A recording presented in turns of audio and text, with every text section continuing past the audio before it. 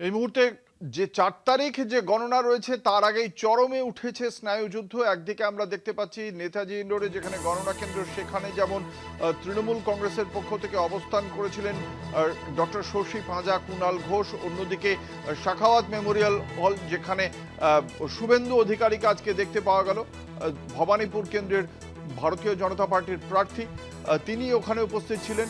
এবং সব মিলিয়ে আমরা জানতে পারছি এই মুহূর্তে যে নির্বাচন কমিশনে যাচ্ছে তৃণমূল কংগ্রেসের একটি প্রতিনিধি দল। বেশ কিছু বিষয় তাদের অভিযোগ তারা সেখানে জানাতে চলেছেন। তৃণমূল কংগ্রেসের পক্ষ থেকে গতকালই অভিযোগ করা হয়েছিল যে গতকাল মধ্যরাতে এই বিষয়টিকে কেন্দ্র করে চরমে ওঠে পরিস্থিতি। সেখানে অভিযোগ করা হয় যে সিসিটিভিতে কিছু মুভমেন্ট লক্ষ্য করা গিয়েছে এবং সেই বিষয়টিকে কেন্দ্র করেই অভিযোগ জানান কুণাল ঘোষ, ডক্টর শশী পাঁজা, বেলেঘাটা তৃণমূল কংগ্রেসের প্রার্থী, শ্যামপুকুরের তৃণমূল কংগ্রেসের প্রার্থী, তারা অভিযোগ জানান।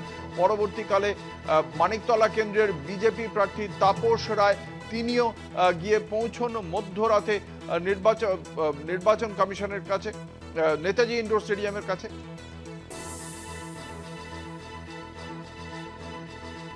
এই মুহূর্তে আমাদের সঙ্গে টেলিফোন লাইনে রয়েছেন deputy editor Moupia Nandi. CEO দপ্তরে তৃণমূল কংগ্রেসের যে প্রতিনিধি দল যাচ্ছে, কারা থাকছেন সেখানে এবং ঠিক কি অভিযোগ নিয়ে তারা সেখানে যাচ্ছেন, কি জানা যাচ্ছে মৌপিয়া? বলে আমরা জানতে পারছি এবং জরুরি ভিত্তিতে তারা সিইও অফিসে যাচ্ছেন এই প্রতিনিধি দল। কিন্তু কি বিষয় নিয়ে সেটা সম্পর্কে এখনো স্পষ্ট কিছু জানা যাচ্ছে না।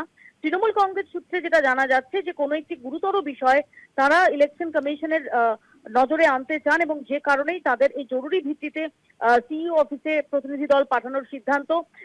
এখানে আমি সম্ভাবনা যেগুলো উঠে আসছে অঙ্কুর, একদিকে আমরা যদি দেখি যে কিছুক্ষণ আগে তৃণমূল কংগ্রেসের তরফ থেকে একটা অভিযোগ করা হয়েছে যে হলদিয়ায় যে স্ট্রং রুম রয়েছে সেখানে নাকি জনৈক মহিলা তিনি সেখানে প্রবেশের চেষ্টা করেন এবং তৃণমূল কংগ্রেসের হয়ে যারা সেখানে উপস্থিত ছিলেন তারা আটকে দেন।